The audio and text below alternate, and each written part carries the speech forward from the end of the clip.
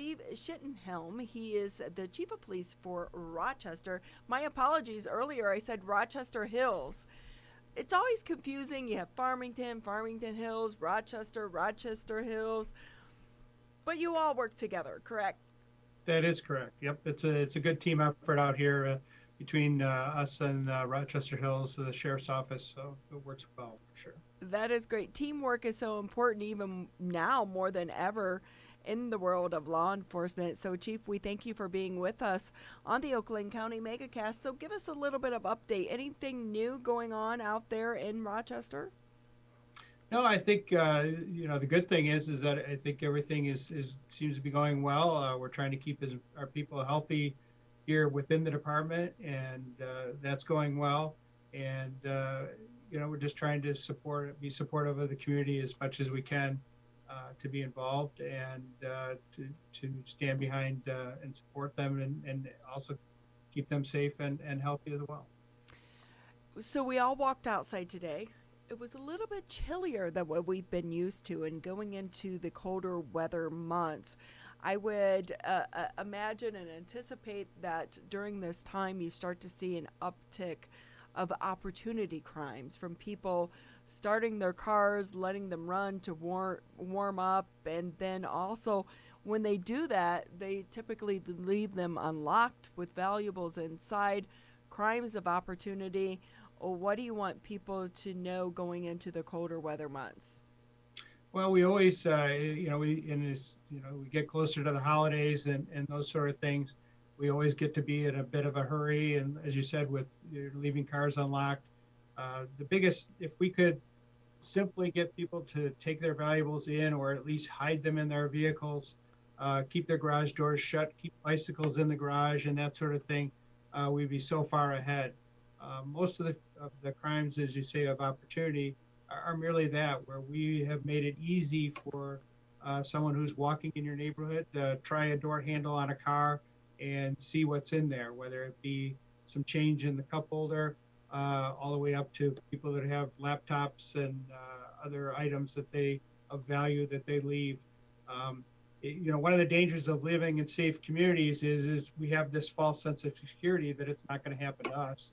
And I think we all need to do our part to be smart and keep things locked and make it a little bit harder for the bad guy. We hear this and we know it. And I will say, I've covered countless stories of people who have lost very valuable things in their cars because of just this. You leave your car unlocked. I live in a small community, and yet I find myself doing the same thing. You're working out back, you leave the garage open, or you forget to lock your door at the end of the night. I think one thing that has been a great reminder for me and a lot of the members in my community as well is when people are posting videos on Ring cameras or next door, things of that nature. How important is it when you have people with these new cameras on their front doors? Is that really helping aid some of the curbing of these crimes of opportunity? Well, it really hopefully works on both sides. One is we hope that people will think twice before they commit some type of criminal activity, knowing that there's a proliferation of those type of devices out there. And from an investigative standpoint, it's really the first thing we do is we get out into a neighborhood and we just start looking for either security cameras or, as you said, the Ring cameras and that sort of thing to help us in our investigation. So it's becoming more and more common, and it's always very helpful. Even if we can just get to a time frame and try to put something together so we know when people are working in a particular area, it's just very helpful to us. Although I will say it doesn't help us when we're trying to boo our neighbors and you try to leave those surprise baskets. Do you boo your neighbors? I've never heard of that. It sounds like Never? you're trying to, it's that time of the year, you're trying to just scare them from across the street. No, you would leave them boo No. baskets, or little baskets of surprise, and then they've been Yep. booed. But the Ring cameras make it hard because then they can see who's booing them. Yes, everything has its advantages and disadvantages. Has anyone ever booed the police department? No, we haven't had that happen here yet. But most people, people are very nice to us and generous, and so they come right to our front door and offer some trick and treats from time to time. Boo baskets are fun, though. They're not anything that's negative in any regard. They're No, just a fun way to get to know your neighbors and for tell them sure. and celebrate the hospital. With that, Chief, anything else going on over there in Rochester that you're seeing trends of during this pandemic and 7 months into this crazy world that we're living in right now? Well, I think the thing we're always a little bit cautious of is just, you know, people's tempers are maybe a little bit shorter than they would be under normal circumstances. And so, we just ask people to, take a deep breath sometimes and, maybe instead of counting to 10, maybe they have to count to 15. But, we just need to kind of sit back and relax and do the best we can to maybe be a little less exasperated and a little bit more patient. See that on the road and kind of in some of our, customer interactions. And it's just, I think people are just a little on edge and, we just gotta maybe take a minute to reflect on what our actions mean to our fellow man and hopefully take the higher road.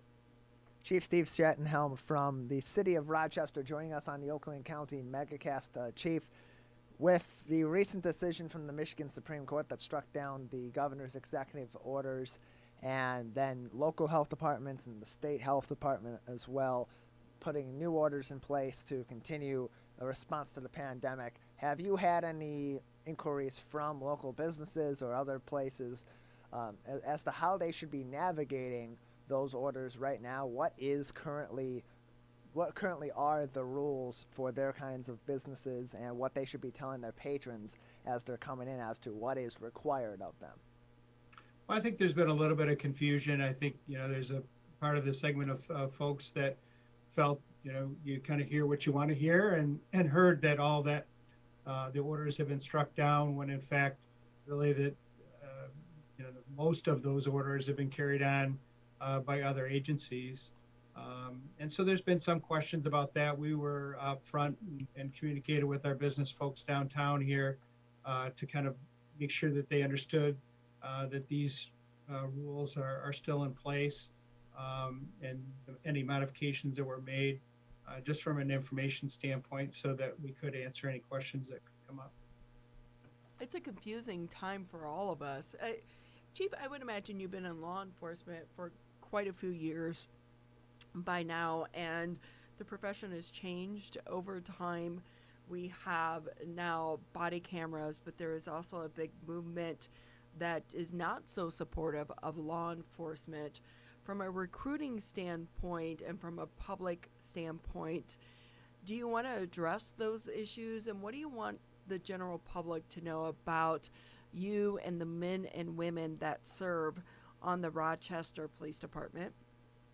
Well, I think we take a lot of pride in what we do, and we understand that we stand not only for the Rochester Police Department, but we speak for our profession. And so we want to make sure that as a profession and as professional police officers, that we put our best foot forward and that we treat people right and that people can trust and respect not only the Rochester Police Department, but police as a profession. I think it's more important than ever that we make that job one to treat people right, to be fair and honest with folks. And I think we, as a whole, police officers have always been doing that. We hope people will notice the vast majority that are, and that we eliminate ourselves of those small minority that don't. How hard has it been for you and your other counterparts to try to recruit during this time, but not just recruit, but also get diverse, qualified applicants to help represent your department? Well, we've been very fortunate right now. We haven't had to be out looking for applicants, but from what I understand, it is understandably becoming more difficult. It's a great job. I've enjoyed it. I love it. But at the same time, if you're someone who's trying to get into it and you watch current events. Um, it's maybe just not as attractive as it once was.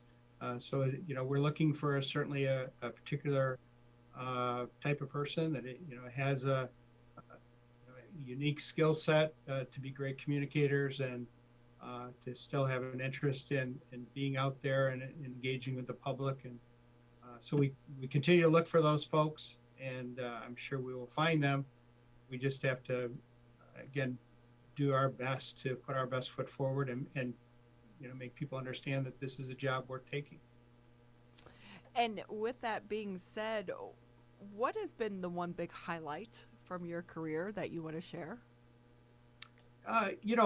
It's funny because it's you think of it as all kinds of the big bust and that you made this arrest or stopped this thing, but I think the biggest thing I try to tell the officers here is that we need to be problem solvers, and so I think of over the course of my career situations where we've been able to come in and help people and solve a problem and keep small problems small, and make a difference in someone's family situation, and just kind of the small goofy things that we do. I mean, we think of this summer, we were out helping kids with celebrate their birthday parties during the height of the pandemic, and we've been this summer going out and handing out ice cream from the back of an ATV. So we just do a lot of fun things, and you see smiles on people's faces,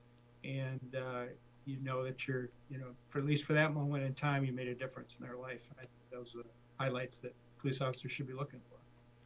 I know in the world of law enforcement, for some new officers, they may think that that doesn't go very far, but the first encounter that a child has with a police officer, when it's a positive one, can have a lifelong lasting impact. And so I want to say thank you to you and your police officers for all that you're doing for the community of Rochester and all of us here. And going forward, just about a minute left here with you. Anything that you want to share with the public? Well, one thing I will remind folks, we'll be participating with a variety of other police departments in the area in the National Prescription Take Back program on October 24th. We have Operation Medicine Cabinet, where we accept outdated, expired, or unused medications 24 hours a day.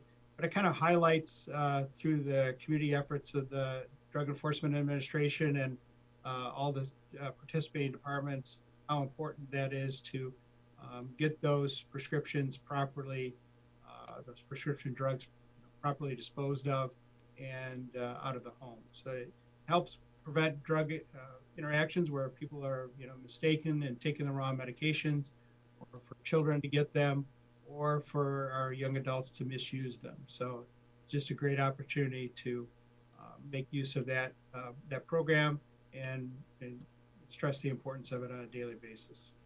Well, Chief, that's a great point to end on. We appreciate your time as well, especially with more and more kids in the home right now, remote learning. That's such an important thing for the parents to know. They can drop them off there at the police department.